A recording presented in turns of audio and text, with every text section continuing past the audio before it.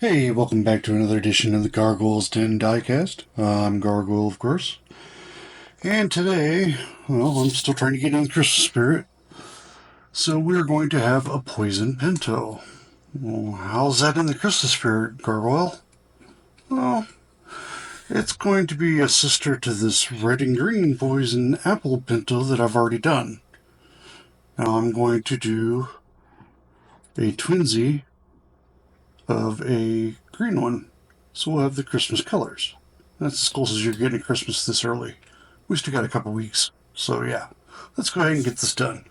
Set the twin over to the side. I did go ahead and drill this out already. Yeah, have not drilled the body yet, but not a biggie. If you're taking one of these apart, gotta be careful. Take out the back. The front grill is wedged in, so you kind of wiggle it out. Just like so, and then pull out. If you try to just yank it out, chances are you're going to break off one of the ends. It's happened to me before. And of course, we have our glass, which looks to be in fairly good shape. A little bit of light flitzing on it, it'll be good to go. Interior, obviously, there's nothing wrong with it. Maybe I might do a little Molotov chrome on the engine just to dress it up a little bit, clean it up a little bit. The base, other than we're changing the tires, the base isn't going to change any. Because it's going to be a black base just like this one had. So the only thing we're doing there is changing the tires, which I do have the wheels already picked out. And of course we're just doing the custom poison apple decals, and we're going with Spectraflame green paint. So I'm going to take this, let's go ahead and file this down a little bit. I'm going to drill it out and head over to the regurgitation juice. After that, we'll be back to polish it up a little. Well, I'll be back shortly.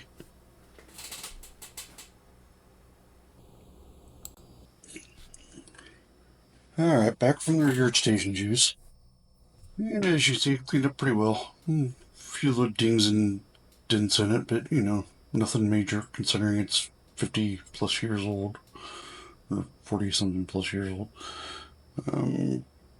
Back is a little rough, but once we clean it up with the abrasive wheel, it'll clean up most of that. So yeah, probably won't have to do anything with that either. I am going to use a little wire brush to get in to some of the detail on the front, and then we'll use the abrasive brush. When we do the abrasive wheel, I always try to remind people, make sure you go in both directions. It's called cross hatching, technically. That way you get in all different directions, all the different grooves. As much as people don't realize it, metal's not perfectly smooth, even when you polish it. If you look at it through a microscope, there's pits and cracks and crevices. You want to hit those from every different direction in order to get a nice even shine. So let's go ahead and get that done.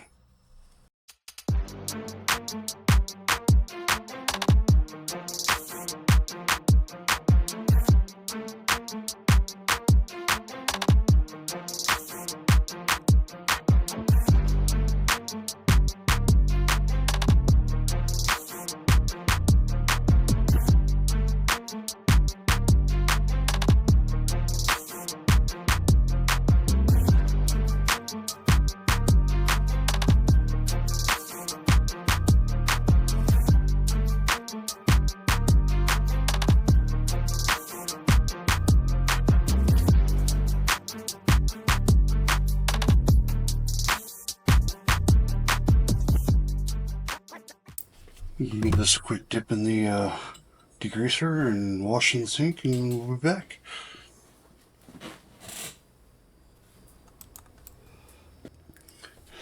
Alright, back from the sink. That's ready to go over to paint.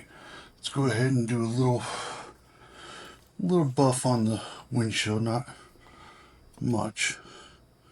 It's not in bad shape, but yeah, use a little polish. And after that, we'll do a dip in the gauzy. Gauzy makes it great. Now remember, when you're doing this, when you use a Dremel to do it, you want it at the lowest setting, otherwise you're going to burn your windshield. Technically, I don't even probably need that, to be honest. It's probably way overkill for what is on here. I'm just gonna do a little bit of that, use a little bit of microfiber.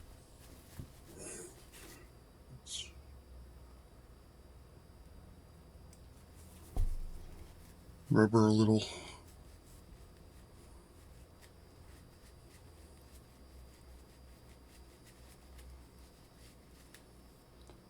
And yeah, as you can see, it's pretty well taken care of.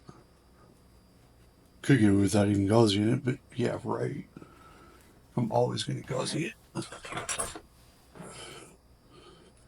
And of course, back windows, you can't see, so all you gotta do is the front part of the windshield. Dip her in. Shake off our excess, get our dust bunny buster ready.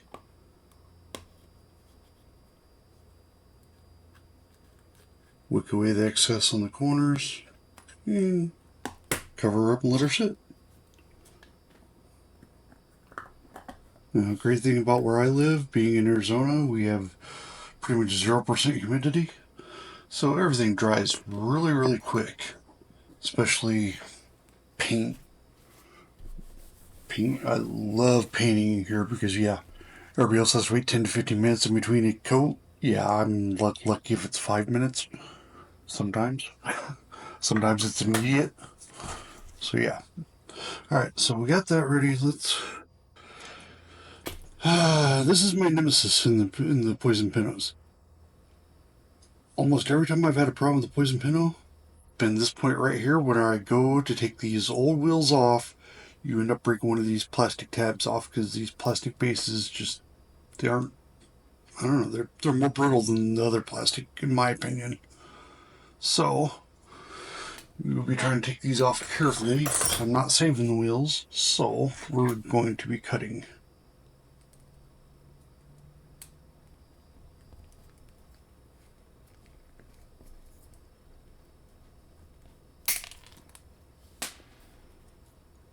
Voila. And I don't have to worry about being broke. Until I gotta put the new wheels in and then I break it. Then it's my own fault. Well, let's hope that doesn't happen. But if it does happen, you know, there's always axle tubes, etc. There's ways for everything. Options. Audibles. That's what it's all about. Don't do dumb things like I do and paint yourself into a corner.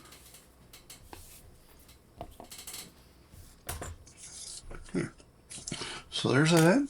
Wheels. Let's see here. Now on these, I know from experience, those nubs are going to rub the wheel and it's not going to roll very well, so I got to take those nubs down. Here's my little file.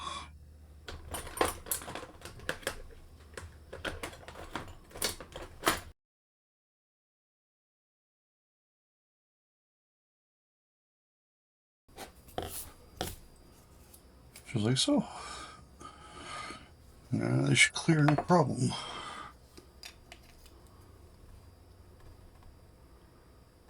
Yeah, maybe. Yeah. Yeah. Let's see here.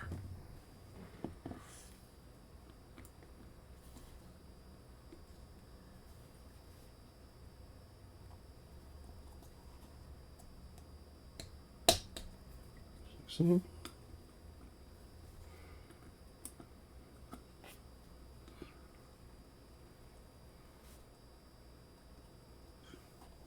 Yeah.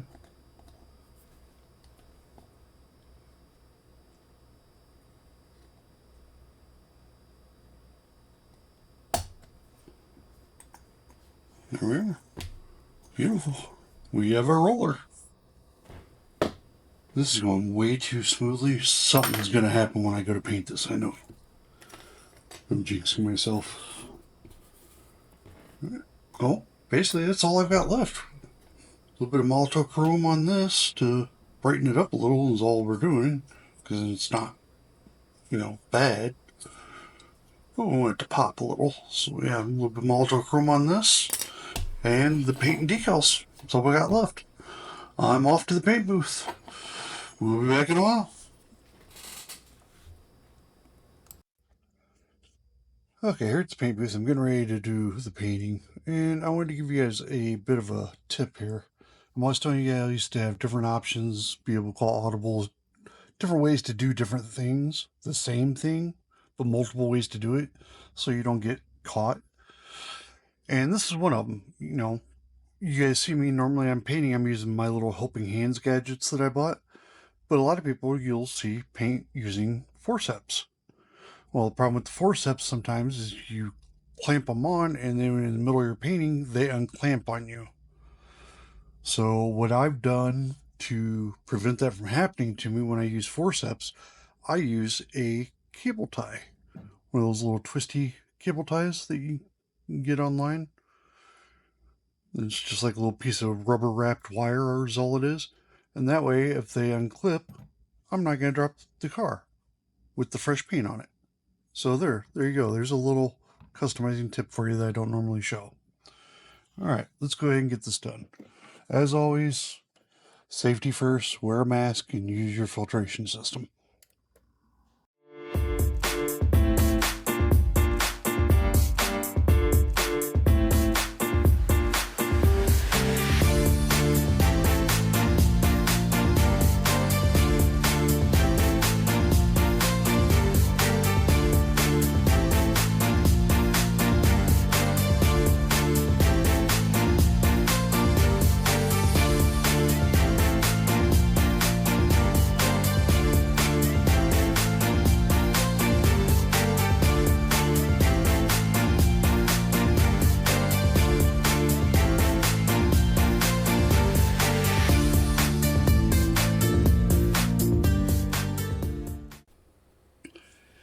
And there we are, another set of twinsies done and in the books. Hope you guys liked it. If so, as always, like, subscribe, and of course, share with others. And I hope to see you back for Super Van Sunday here in the next couple days. I only got a couple more of them left. After that, end of the year, we are going to stop Super Van Sundays, and we're going to start a couple new. We're going to start a Wagon Wednesdays, and then we're also going to start an Oldsmobile 442 collection. So stay tuned for that stuff. Until next time, that's all, folks. Bye now.